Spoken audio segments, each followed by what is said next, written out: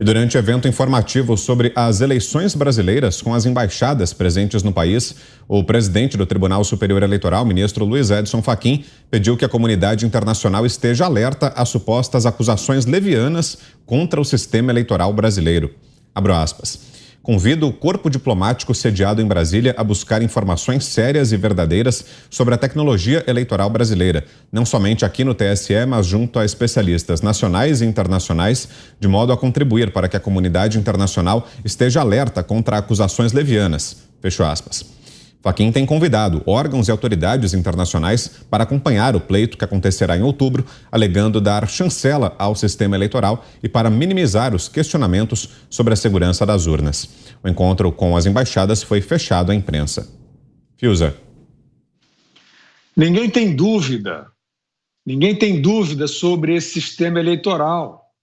Ninguém tem nenhuma dúvida. Ninguém no mundo que tem o mínimo de estudo tem alguma dúvida sobre o sistema eleitoral brasileiro, da mesma geração de modernidade do Butão e de Bangladesh.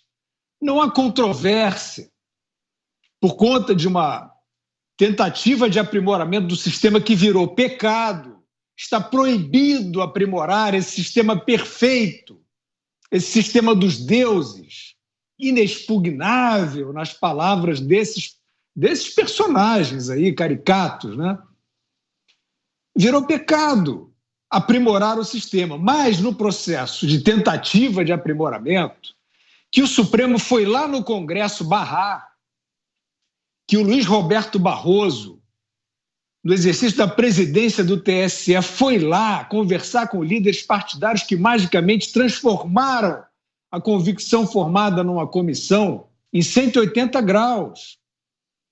Neste processo de tentativa de aprimoramento, vieram todos os técnicos de todas as instituições que vocês possam imaginar, trazidos pela Comissão de Constituição e Justiça, assim como trazido agora pelos os técnicos do IME e do ITA, a serviço da Comissão de Transparência, que esse ministro Fachin preside, cujo funcionamento preside, e que não quer saber dos subsídios dali advindos. Então, todos esses técnicos deram aulas ao parlamento sobre o sistema e sobre as vulnerabilidades do sistema existentes. Senhores, sentimos muito que sejam existentes as vulnerabilidades do sistema. O sistema não presta. Eu acho que ninguém está dizendo isso, que o sistema não presta.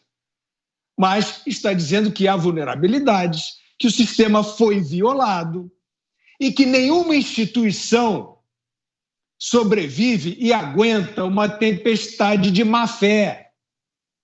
As instituições, por mais salvaguardas que elas tenham, elas dependem da boa-fé. Vimos o que aconteceu na eleição norte-americana. Aquela bagunça, aquele lamaçal lá, todo mundo viu.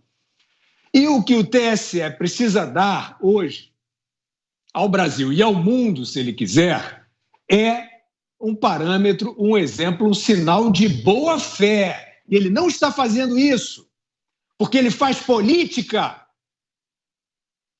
noite e dia, 24 horas por dia, contra um dos candidatos à presidência.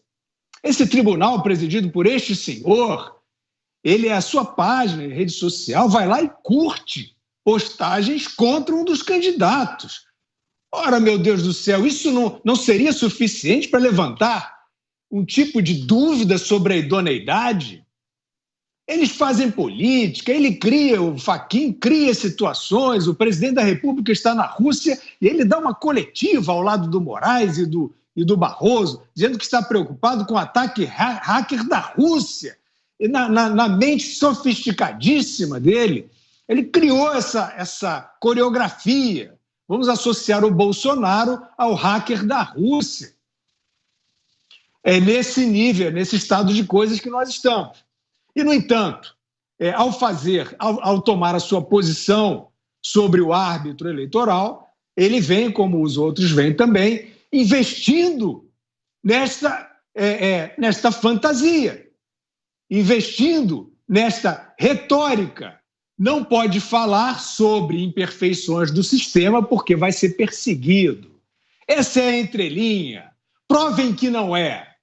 Provem que não é. Além de mostrar a idoneidade, além de parar de fazer discurso todos os dias contra um dos candidatos, é claro que a sociedade vai desconfiar.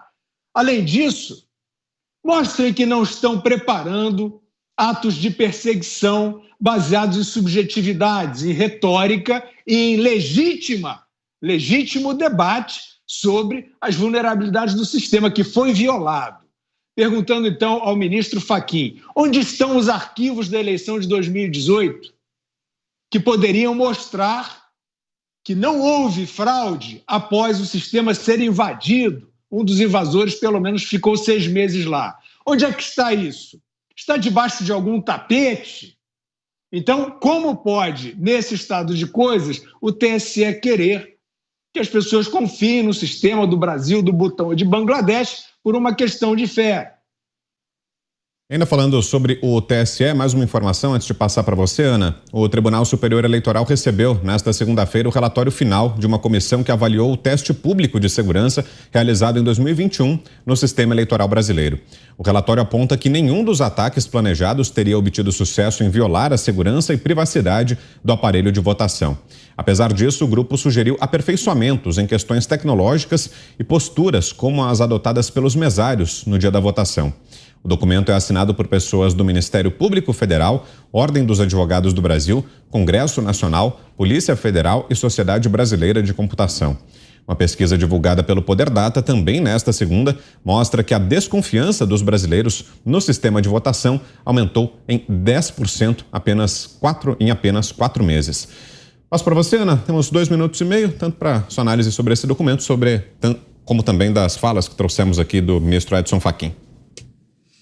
Bom, para o ministro Fachin, o chat aqui já está me pedindo e eu vou fazer. Até outubro eu vou ler essa parte do relatório da Polícia Federal, que em 2016, a convite do TSE, instaurou aí uma pesquisa para fazer algumas recomendações de melhoria, para saber se nossas urnas eram invioláveis.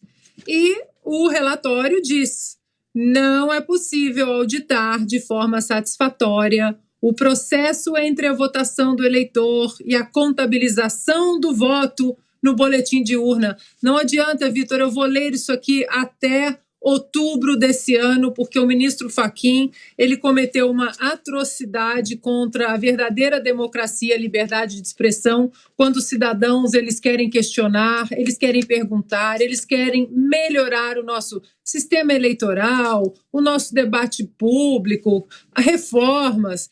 E você tentar suprimir aí essa voz do povo de um questionamento legítimo numa democracia teoricamente saudável, é uma irresponsabilidade muito grande. Ele dizer que quem questiona as urnas eletrônicas ou o sistema eleitoral quer implodir as bases da nossa democracia, da nossa república. E a gente sabe muito bem que quem anda implodindo as bases da nossa república são as canetadas inconstitucionais desses ministros do TSE e do STF. Portanto, essa parte do relatório da Polícia Federal, que a convite do TSE em 2016 disse que não é possível auditar de forma satisfatória o processo entre a votação do eleitor e a contabilização do voto no boletim de urna, isso é muito importante, porque dentro desse contexto todo dos últimos meses foi criada também a tal Comissão de Transparência Eleitoral, onde documentos importantes que não eram sigilosos, eles foram colocados sob sigilo e ninguém sabe por quê. A população não ficou sabendo, né? As 800 páginas ali do relatório que voltou das Forças Armadas, né? As 70 perguntas respondidas pelo TSE às Forças Armadas, e o relatório foi colocado sob sigilo e a população não ficou sabendo. Portanto, nós vamos questionar sim, nós vamos questionar qualquer coisa. Estamos numa democracia e a liberdade de expressão e de questionar, inclusive, a lisura do nosso sistema eleitoral e das urnas eletrônicas, isso faz parte dos pilares democráticos da nossa república, sim, senhor ministro Fachin. Diga, Augusto.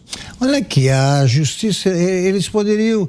Estão todos convidados, né, a conceder entrevistas a gente, que eles querem conhecer, querem tomar atitudes contra o programa. Eles poderiam conhecer melhor o programa se nos concedessem entrevistas. Eu gostaria de perguntar, por exemplo, a qualquer deles, né, os guardiões do mais perfeito sistema eleitoral do mundo. Eu queria saber o seguinte: se houve ataques, quer dizer que os hackers, vários hackers, certamente liderados pelos da Amazônia do Norte, recém-descoberta pelo ministro Fachin, eles duvidam da inviolabilidade do sistema eleitoral brasileiro, senão não estariam tentando. Mas por que só existe justiça eleitoral no Brasil nesses termos? Aliás, justiça eleitoral premiada. O Globo premiou na personalidade do ano. No Brasil, instituição agora vira personalidade. Um eleitorado desse só pode escolher a Tribunal Superior Eleitoral, que será presidido pelo Alexandre de Moraes. Eu achei ótimo essa entrevista aí da enquete, não quero influenciar o resultado, mas se o Alexandre de Moraes não inspira segurança aos alunos dele, porque faz o contrário do que pregou dos livros e do que tentou ensinar nas aulas, se ele põe em risco o tempo todo a segurança jurídica do Brasil, porque se baseia em leis que não existem, para cometer injustiças e criar prisioneiros particulares ou de estimação. Ele tem escravos, acha, ainda. Como é que o Alexandre de Moraes vai inspirar confiança, tranquilidade num país em que ele faz o que faz? Como? Ele inspira insegurança até em festinha de batizado, de criança. Ele chega, tem criança que corre, só de olhar para a figura. Que eles acham que não, imagina, com o Alexandre de Moraes, vem aí um grupo de observadores estrangeiros, não precisa fazer mais nada.